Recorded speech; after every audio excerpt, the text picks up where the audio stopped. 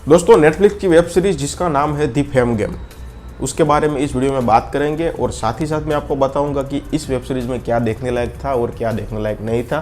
मेरा जो भी एक अच्छा या बुरा एक्सपीरियंस रहा है वो मैं आपके साथ इस वीडियो में शेयर करने वाला हूँ। दी फेम गेम नेटफ्लिक्स पे रिलीज हुई है। टोटल 8 एपिसोड है। हर एपिसोड 40 से 45 मिनट के बीच की है और जो लास्ट के 2 एपिसोड है वो 50 मिनट के अंदर का है। तो अब कहानी की बात करें तो कहानी है एक सुपरस्टार की, माधुरी दीक्षित की। अब सबको ये लगता है कि उसकी लाइफ परफेक्ट है, लेकिन उसकी लाइफ में क्या चल रहा है वो खुद सुपरस्टार खुद ही जानती है। अब होता यह है कि उसकी एक फिल्म आने वाली होती है, लेकिन अचानक से एक दिन वो गायब हो जाती है। अब क्यों गायब हो, मतलब कि कौन उसको किडनैप कर जाता है, क्या उसका रीज़न है, उसके बाद क्या माधुरी दीक्षित का होता है, किस तरह से इन्वेस्टिगेशन चलती है और कौन कौन इसमें इन्वॉल्व है, ये पूरी कहानी है। कहानी दोस्तों 2 हिस्सों में बटी हुई है, एक है पास्ट में, एक है प्रेजेंट में। तो मुझे पास्ट वाली जो कहानी है वो कहीं ना कहीं बोर करती दिखी, क्योंकि पास्ट वाली जो कहानी है उसमें कुछ सीन्स ऐसे थे जो बिना वजह के खींचे गए थे। इसी वजह से आप कहीं ना कहीं बोर फील करेंगे।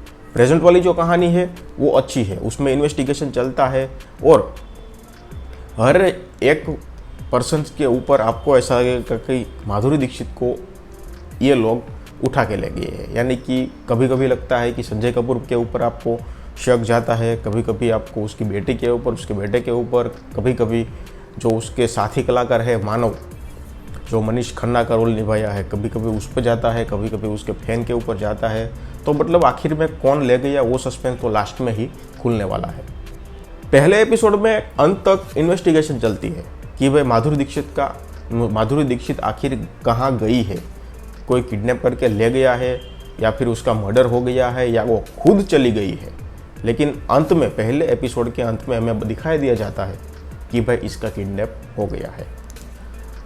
इसका जो मतलब प्रेजेंटेशन है वेब सीरीज़ का वो काफ़ी अच्छा है, इसका स्क्रीन प्ले काफ़ी अच्छा है। जिस तरह से वेब सीरीज़ को प्रेजेंट किया गया है वो काफ़ी अच्छा है, आपको स्टार्ट से लेकर एंड तक बांधे रखेगी। जब जब आपको ऐसा लगेगा कि मैं बोर हो रहा हूँ तब तक एक ट्विस्ट और टर्न आ जाएगा। और मैं आपको यहाँ पर यह भी बता दूँ कि एपिसोड नंबर 4 ख़त्म होते आपको ये भी पता चल जाएगा कि माधुरी दीक्षित का किडनैप किसने किया है। लेकिन ये मेन सस्पेंस नहीं है। मेन सस्पेंस है वो खुलता है वेब सीरीज के लास्ट में। यहाँ पर मुझे एक बात बहुत अच्छी लगी, इसका जो एपिसोड का अंत है, हर एपिसोड के अंत में एक ऐसा ट्विस्ट आता है जिसकी वजह से आप इस वेब सीरीज का नेक्स्ट एपिसोड देखने के लिए मजबूर हो जाओगे, और ये एक अच्छी बात है। इसकी जो प्रोडक्शन क्वालिटी है वो बहुत ही अच्छी है, ग्रांड लेवल पर की गई है। इसका जो म्यूज़िक है, जो बैकग्राउंड में म्यूज़िक बजता है, वो ओवरऑल जितना भी म्यूज़िक है इसमें वो बहुत अच्छा है और सुनने में भी काफ़ी मज़ा आता है। और इसका स्क्रीन पे भी बहुत अच्छा है, प्रेजेंटेशन भी बहुत अच्छा है। एक्टिंग की बात करें तो माधुरी दीक्षित की ही ये वेब सीरीज़ है, उसी के कंधे पर ये वेब सीरीज चलती है। बहुत ही अच्छा काम किया है माधुरी जी ने, बहुत ही कन्विंसिंग एक्टर लगी है, बहुत ही खूबसूरत लगी है इस वेब सीरीज़ में वो। उसके बाद संजय कपूर जो माधुरी दीक्षित के हस्बैंड बने हैं, उन्होंने भी अपने रोल को बहुत अच्छे से निभाया है। उनकी बेटी जावेद जाफरी की जो बेटी है मुस्कान, उन्होंने संजय कपूर की बेटी का रोल निभाया है और वो भी बहुत अच्छा है, वो आपको इम्प्रेस करेगी। फिर मानव कौर ने माधुरी दीक्षित के सह कलाकार का रोल निभाया है, उन्होंने भी अपने काम को बहुत अच्छे से किया हुआ है। अब नेगेटिव पॉइंट की बात करें तो जैसे मैंने आपको सबसे पहले तो बताया कि स्टोरी कहीं ना कहीं ऐसी लगती है कि सीन खींचे हुए लगते हैं, इसलिए स्टोरी काफ़ी लंबी हो जाती है। अगर एक आध एपिसोड निकाल देते और 7 एपिसोड में वेब सीरीज़ पूरी कर देते तो कहीं ना कहीं आप कभी भी इस वेब सीरीज़ के बीच में बोर नहीं होते। लेकिन सीन की वजह से वेब सीरीज़ लंबी लगती है। यहाँ पर दोस्तों एक कैरेक्टर ऐड किया गया है, गगन अरोड़ा ने उस कैरेक्टर को निभाया हुआ है। माधुरी दीक्षित का फैन है वो इस वेब सीरीज़ में। तब वो कैरेक्टर क्यों डाला गया था अभी इसका कोई मतलब सेंस नहीं बनता है। अगर वो कैरेक्टर होता नहीं होता कोई फ़र्क नहीं पड़ता। उसके बाद एक मर्डर हो जाता है माधुरी दीक्षित के जो मेकअप आर्टिस्ट है उसका, लेकिन उसकी भी इन्वेस्टिगेशन लंबी नहीं चलती है। उसके मतलब पुलिस उसके बारे में इन्वेस्टिगेशन करती तो है, लेकिन उसका परिणाम जो आता है वो हमें कन्विंसिंग नहीं करता है। मतलब कि जिसने मर्डर किया है वो पुलिस के हाथ ही नहीं आता है। तो वो एक सवाल यहाँ पर खड़ा रहता है।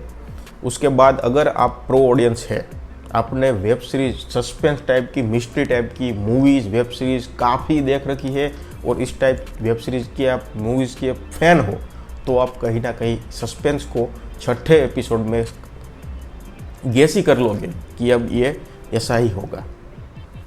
लेकिन अगर वो सस्पेंस हमने गेस कर लिया तो उसके बाद भी एक लास्ट में छोटा सा सस्पेंस है जो आपको काफ़ी इम्प्रेस करेगा। ओवरऑल बात करूँ दोस्तों तो वेब सीरीज़ वेल मेड है, वेल रिटन है और वेल एग्जीक्यूट है। बहुत ही अच्छी वेब सीरीज़ है, आप इसको एक बार एंजॉय कर सकते हो। ऐसा नहीं है कि आपको वेब सीरीज़ पूरी तरह से बोर करेगी। आपको इसमें सब कुछ सस्पेंस देखने को मिलेगा, थ्रिल देखने को मिलेगा, फैमिली ड्रामा देखने को मिलेगा। एक सुपरस्टार की लाइफ जितनी हमें चमक धमक वाली दिखाई देती है उतनी हकीकत में होती नहीं है। अगर मैं ऐसा कहूँगा कि अगर इस तरह की लाइफ सुपरस्टार की होती है तो भाई हमारी लाइफ बहुत अच्छी है, क्योंकि मुझे लगता है कि मेकर्स कहीं ना कहीं रियलिटी एंटरटेनमेंट दिखाने के चक्कर में रियलिटी दिखाई देते हैं। तो मुझे लगता है कि शायद कहीं ना कहीं सुपरस्टार की लाइफ जो होती है वो शायद कहीं ना कहीं ऐसी ही होती है, क्योंकि हमने कुछ ही दिन पहले, मतलब कुछ ही महीने पहले जो आर्यन खान पकड़े गए थे ड्रग्स केस में, तो उन्होंने बताया था कि भाई मुझे पापा से मिलने के लिए अपॉइंटमेंट लेना पड़ता था। तो शायद कहीं ना कहीं मुझे लगता है कि सुपरस्टार की लाइफ इस तरह की होती है, ऐसी नहीं मतलब इस तरह की होती ही है। तो भाई जो सुपरस्टार की लाइफ होती है किस तरह की, वो हमें इस वेब सीरीज़ में दिखाया गया है। तो आप इसको इस वीकेंड एक बार ज़रूर देख सकते हैं। मैं इस वेब सीरीज़ को रेट करूँगा 5 में से 3.5। आपने देख ली है तो फिर अपना रिव्यू कमेंट सेक्शन में डाल दीजिए, और अगर नहीं देखी है तो मैं रेकमेंड करूँगा कि आप इसको एक बार एंजॉय कर सकते हैं। यह था मेरा रिव्यू। धन्यवाद।